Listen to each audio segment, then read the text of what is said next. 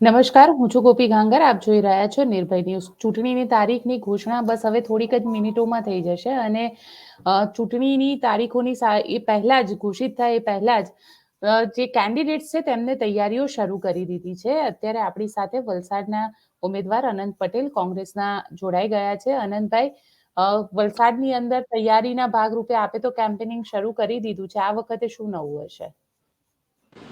કેમ્પેનિંગની સાથે સાથે યુવાનોમાં, લોકોમાં અને જે શહેરી વિસ્તારમાં રહેતા યુવાનો, એસટી, એસસી, ઓબીસી, માઇનોરિટી સમાજના યુવાનો તેમજ કોંગ્રેસના અને ઇન્ડિયા ગઠબંધનના તમામે તમામ રાજકીય પક્ષના માણસો અને મારા મિત્રો સાથે સાથે શિક્ષિત વર્ગ કે જેને અત્યાર સુધી રોજગારી નથી મળતી એવા યુવાનો અવારનવાર અમને રસ્તે ઊભા રાખીને પણ એમની વેદનાઓ અમને કહી છે અને સતત કાર્યક્રમો અમારા ચાલુ છે અને અમે આ વલસાડ લોકસભા 26ની સીટ પર જોરદાર વોટોથી જીતીશું.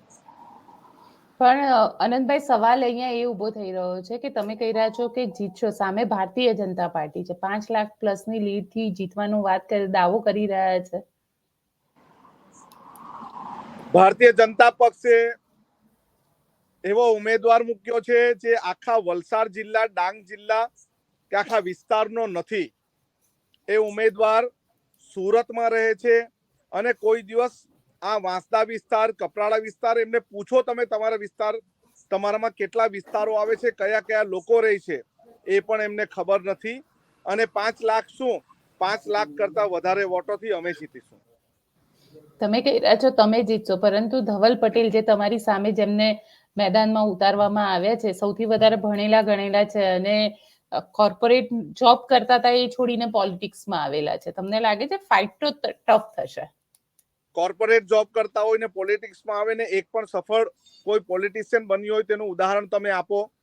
અને મારી પાસે લાખો ઉદાહરણ એવા છે અને એ પણ ભાજપાના જ છે જેઓ 8મી ચોપડી પાસ નથી થયા અને અત્યારે મંત્રી પદ પણ ભોગવી રહ્યા છે. એટલે કોર્પોરેટ જોબ કરતા કાલે ઉઠીને અનિલ અંબાણીને, મુકેશ અંબાણીને મેદાનમાં ઉતારે એનું વસ્તુ અલગ છે. અને આ વિસ્તાર એટલે ગ્રામ્ય વિસ્તાર, આદિવાસી વિસ્તાર, અને તે વિસ્તારના અંદર લોકો ખૂબ નાના વર્ગના લોકો છે, ખૂબ ગરીબ છે, અજ્ઞાની છે અને એઓને પોતાને પણ ખબર નથી કોર્પોરેટ શું છે. અને મેં ઘણું એમના ઇન્ટરવ્યુમાં પણ સાંભળ્યું છે સાપુતારાનો વિકાસ કરવા માંગે છે, પરંતુ સાપુતારાની બાજુમાં જે નવા ગામ છે એના વિકાસ માટે અત્યાર સુધી આટલાઓ વર્ષોથી ભારતીય જનતા પક્ષને કશી પડી નથી. એ વિસ્તાર, નવા ગામના લોકો એ પોતાની ગ્રામ પંચાયત રચી નથી શકતા, ગ્રામ પંચાયતમાં મત આપી નથી શકતા, તાલુકા પંચાયતમાં મત નથી આપી શકતા, જિલ્લા પંચાયતમાં મત નથી આપી શકતા, પોતાની પાસે આધાર કાર્ડ પણ નથી અને પોતે વિકસિત એવું નથી, પરંતુ આવાસ વ્યવસ્થા નથી. ત્યારે એ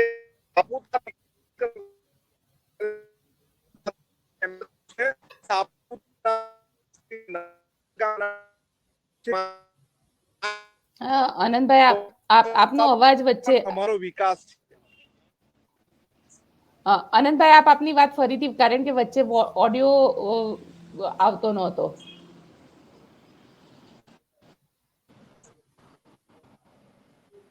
આનંદભાઈ, આપને મારો અવાજ આવે છે? જતું એવું લાગે. આનંદભાઈ, આપને અવાજ આવે છે મારો?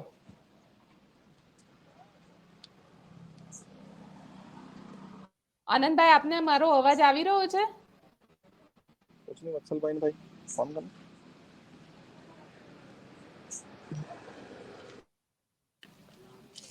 આનંદભાઈ ફરી આપણી સાથે જોડાઈ ગયા છે. જી આનંદભાઈ, આપ નવાપુરને લઈને શું કહી રહ્યા હતા? નવાપુર નહીં, પરંતુ નવા ગામ, જે સાપુતારાની તળેટીમાં, જે સાપુતારા જ્યારે વિકસાવેલું ત્યારે ત્યાંના આદિવાસી સમાજના અને અન્ય સમાજના લોકો ધંધા અર્થે તેમજ પોતાનું ગામ વસાઈને બેઠા હતા. એમને ત્યાંથી હટાવીને વિસ્થાપિત કરીને નવું ગામ વસાવ્યું હતું. આજે નવા ગામને પોતાના લોકોને ત્યાંના જૂના અને આદિકાળથી રહેતા લોકોની પાસે આધાર કાર્ડ નથી, ત્યાંના વિસ્તારના લોકોની પાસે આવાસ નથી, ત્યાંના વિસ્તારના લોકોની પાસે સરકાર ના જે નાણાં પંચ હોય છે, 15મું નાણાં પંચ, 14મું નાણાં પંચ નથી, ત્યાંના લોકોને ને ગ્રામ પંચાયતનો દરજ્જો નથી, ગ્રામ પંચાયત, તાલુકા પંચાયત, જિલ્લા પંચાયતમાં મત આપવાનો અધિકાર નથી. તેવા સમયમાં જો ભાજપના ઉમેદવાર એવું કહેતા હોય કે અમે સાપુતારાનો વિકાસ કરીશું, સાપુતારાનો વિકાસ થઈ ગયો છે પરંતુ આદિવાસી સમાજનો વિકાસ નથી થયો, તો એના પર તમારી સરકારને અત્યારે જ ગુહાર કરો કે તાત્કાલિક ત્યાંના લોકો માટે કંઈક ને કંઈક એવી સુવિધા કરવામાં આવે, એને ગ્રામ પંચાયતનો દરજ્જો આપવામાં આવે. પણ અનંતભાઈ, તમને લાગે છે કે તમે, કારણ કે જે રીતે તમે આંદોલનો કર્યા છે અને જે રીતે તમે લોકોની વચ્ચે રહ્યા છો, આંદોલનથી લોકસભા સુધી પહોંચી શકાશે? આંદોલનથી લોકસભા સુધી પહોંચી શકાય એ પ્રશ્ન આ લોકસભાના ઇલેક્શન પછી તમને પણ ખબર પડશે, પરંતુ આંદોલન થકી હું ગ્રામ પંચાયતનો સરપંચ બન્યો છું, આંદોલન થકી તાલુકા પંચાયતનો પ્રમુખ બન્યો છું, આંદોલન થકી 2 વખત વિધાનસભામાં મને સભ્યપદ મળ્યું છે અને લોકોની સમસ્યા રોડથી વિધાનસભા સુધી લઈ ગયો છું.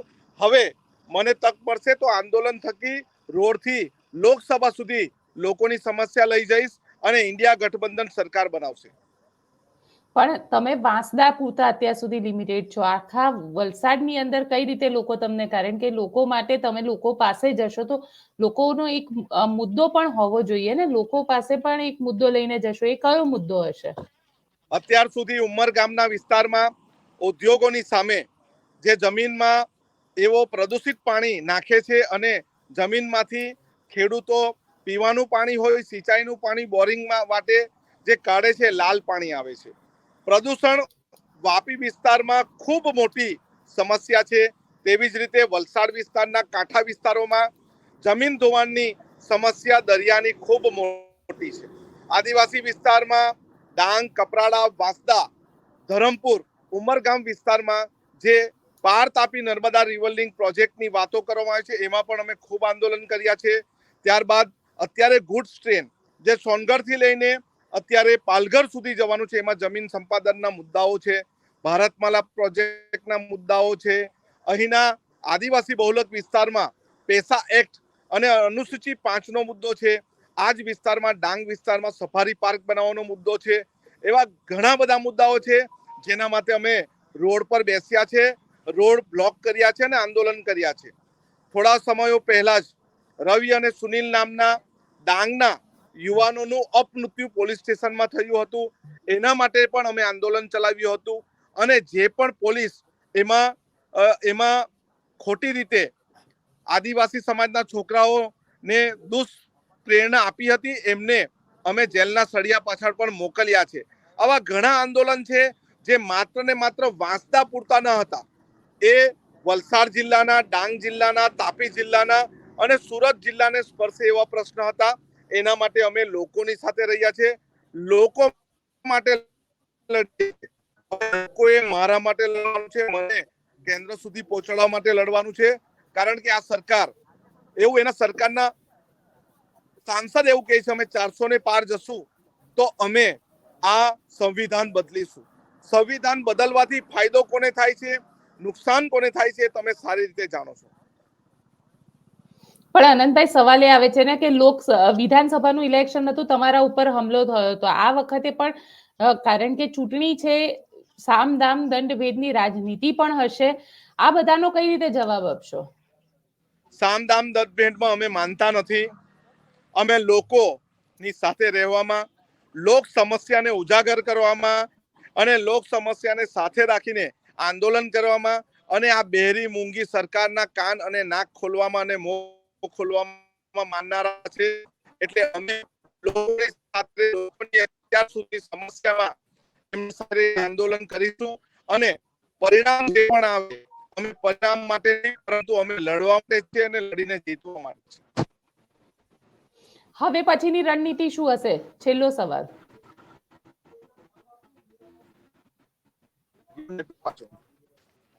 હાલો,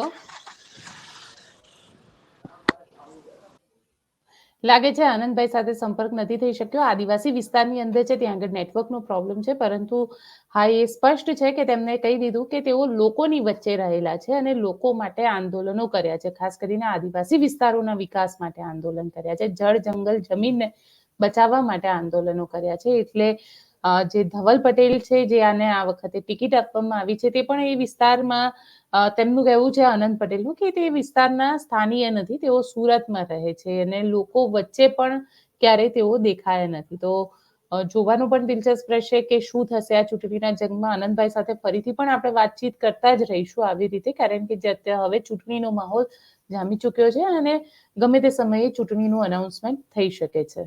આપને અમારો રિપોર્ટ કેવો લાગ્યો કોમેન્ટ બોક્સમાં ચોક્કસથી જણાવજો. અમારી ચેનલ નિર્ભય ન્યૂઝને લાઇક, શેર અને સબસ્ક્રાઇબ કરવાનું ભૂલશો નહીં. આભાર.